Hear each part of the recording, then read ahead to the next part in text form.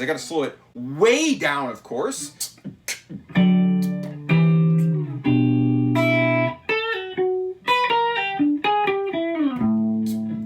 That's the loop. So much work to do. So the first thing you're gonna wanna do when you're learning an extremely up tune is you're gonna wanna break it into small chunks. And you're gonna wanna play those small chunks at a comfortable tempo as soon as possible. In this example, I'll show you the small chunk, and there's my tempo.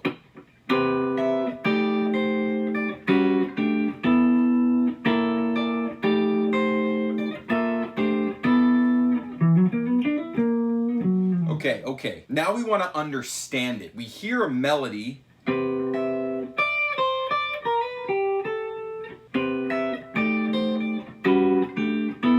C major 7, and then the secondary dominant of E minor hit this big B7 altered. This is E minor.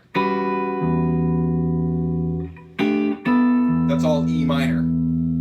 Super Dorian but melodic minor Dorian crossover voicing, right? That first inversion minor 6/9 with the 5th on top right there. This is a sweet spot right here. Okay, we obviously got to talk about that time signature, right? That harmonic rhythm, right? A bar of 7 where you have 4 dotted quarter notes and a quarter note. That's just a perfect 7 clave. Not one you hear too often though, but perfect. And then that bar of 6 divided symmetrically into 4 pieces, 4 dotted quarter notes, and that's our basic clave. I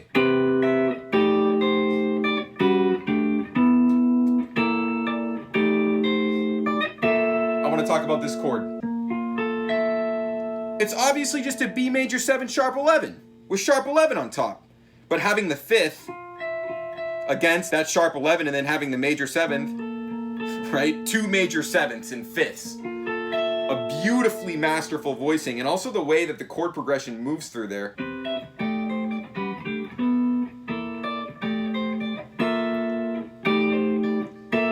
I think of that as going to a G minor, but in first inversion, right? This is the 2-5 into G minor, 2 minor 7 flat 5,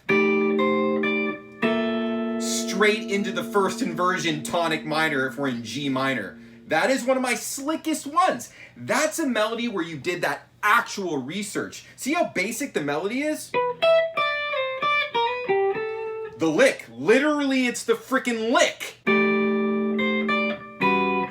Now the implications for the solo section, wait till you see that. We're gonna talk about that in this video because this is the real practice. This is how you practice. You understand things. You think about the theory as you're playing it, just like I'm doing right here. And really that boils down to having that triadic foundation and just seeing everything against the triadic foundation. That's what I mean by understanding the theory. That's actually what I mean. Understanding the theory is not the right mentality there. It's just seeing how something is arranged against the triad. Like here, it's, you know, it's a C major triad, but it's playing major 7 into major 3rd, right? But like if I'm soloing over this, I'm thinking like, right? That's what those chords are.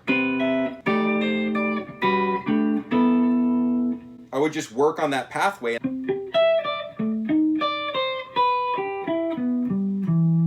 And zoom out for a second. That's all just that big call, right? We're gonna set up a response here, but we got that big call. Beautiful call right there, the response.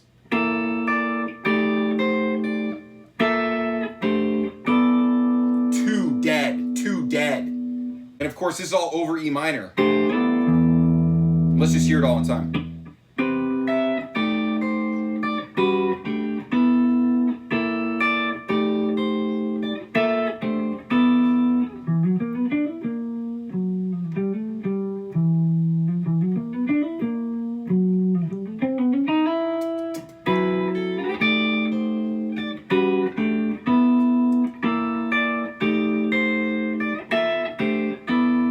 And of course I fucked it up. It actually has a macro response right here instead. Get ready for this macro response.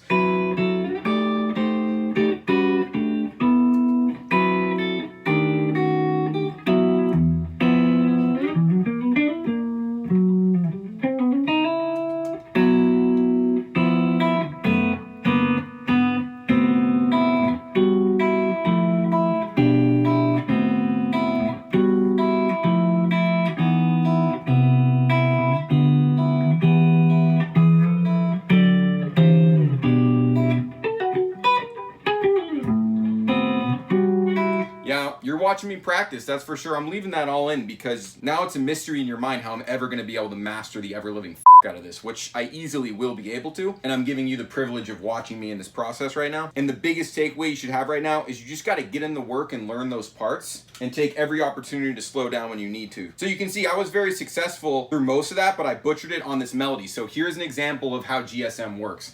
So we have the original version of the tune, which has this move right here. Right, that walk up, right? But I'm actually arranging that into a unison tutti, as we like to call them, right? And that's supposed to sound something like this. That's not bad. Oh, I gotta play it into the, watch how it crashes into the big riff there, right?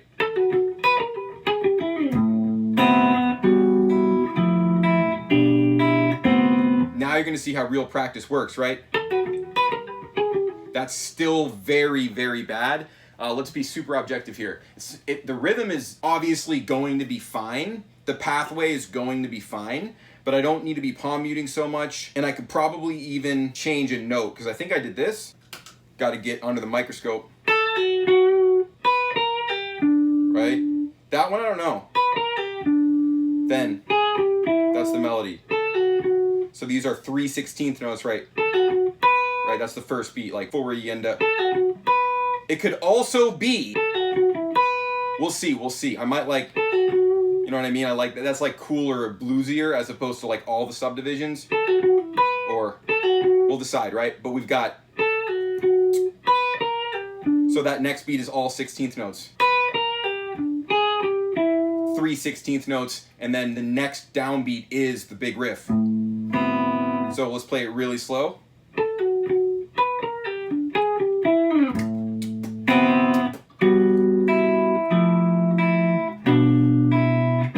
See, got my work cut out for me right there. Let's just try it again. That tempo is going to be okay.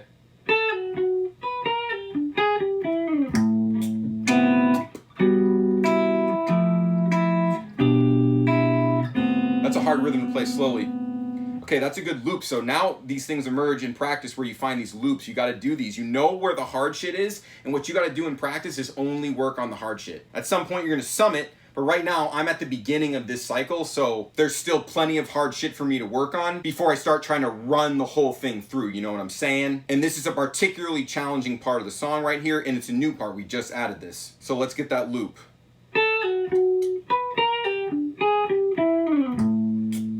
Like right there. See what I mean? That's a good loop. Filled. Dirty.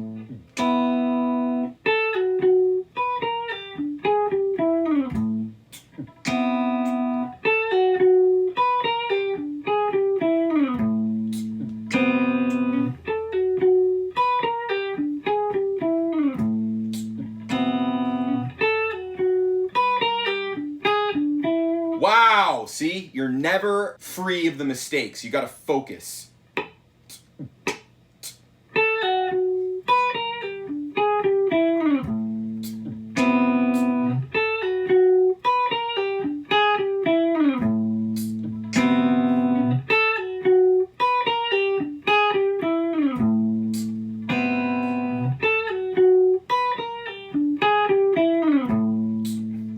See, now I made it look easy, right? Now I'm looking at it and I'm like, that shit is so easy. But then objectively, I know the hard part is the melody in my ear. That's what I need to ingrain, right? This weird ass line. But it could also be, check this out. I thought about this. Look at that. That might be the better choice, honestly. I was thinking that the whole time, actually. But I wanted to normalize the other one so I could have that comparison when I actually am editing this video. I'll have that comparison to decide. I don't know. We'll see. It's a ghost note anyway. That's the thing. That's why it actually doesn't matter. In my mind, it's a ghost note. That means that I'm not really leaning into that note. If anything, I'm laying off that note. I think the D is better. Especially if it's a ghost note. D is better. I'm glad I figured that out. So now I can play it a little faster, right?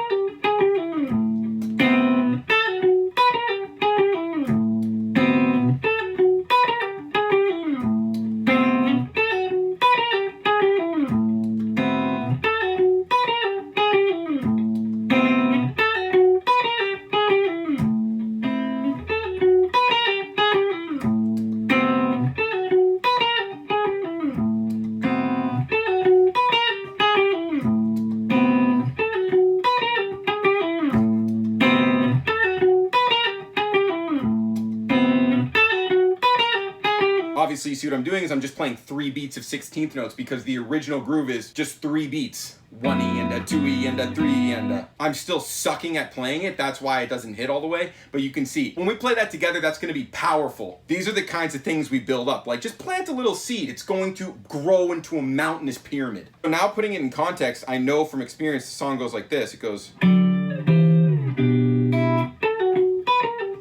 That's where it happens. So I've got to practice the hell out of that spot.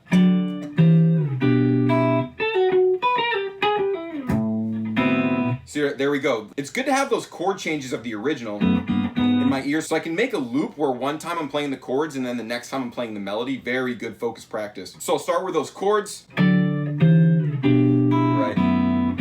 Right, nice. Right. Here's. That was the correct loop. I gotta slow it way down, of course.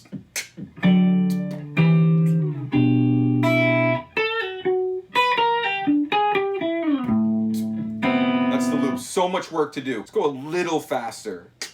There,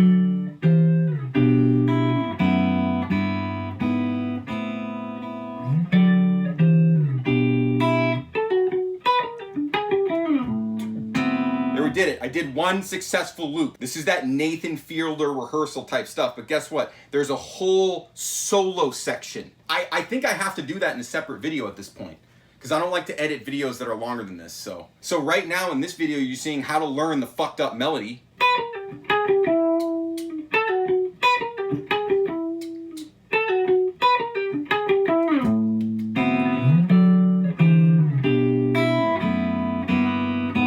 I'm creating a loop out of the song. I've done this many times before. Well, some of these practice loops end up being an entirely new composition.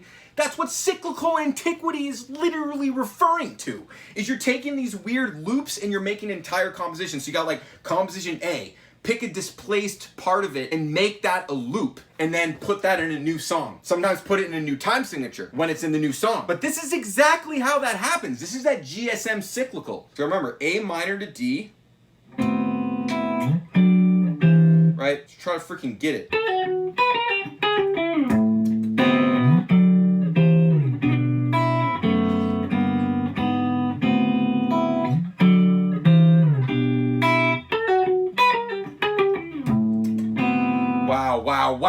Wow, that's gonna be it. That's gonna be it. It's not gonna sink all the way deep today, but we got something work cut out for us with GSM. You know what's funny? Is when I go to rehearsal and bring that to these guys, they're gonna pull the rug out right from under me, right? They're gonna change a lot of what that is, but that right there is gonna be the seed of something beastly. And I have another episode on this, so I've got a lot of episodes in the practice log. You know about the practice log. Got a lot of episodes in the practice log because I'm basically preparing for the ultimate GSM recital of all time on October 4th in Otisfield, Maine.